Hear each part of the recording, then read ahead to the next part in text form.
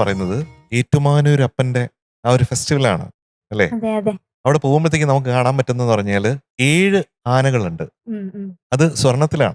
ആ ഒരു ചെറിയ ആനയും കൂടെ ഉണ്ട്. അതാണ് ഏഴര എന്ന് പറയുന്നത്. ആ, ഈ 8 ദിക്കുകളും പാലിക്കുന്ന ആൾക്കാരുണ്ട്.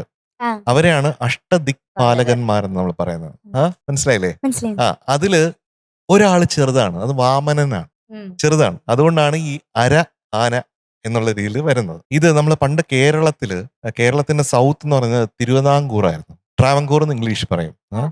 അവിടുത്തെ മഹാരാജാക്കന്മാരുണ്ട്. അതില് മാർത്താണ്ഡവർമ്മ മഹാരാജാവാണ് ഈ 7.5 പൊന്നാനയെ അവിടെ കൊടുത്തത്. അങ്ങനെയാണ് ഇതിന്റെ കഥ എന്ന് പറയുന്നത്.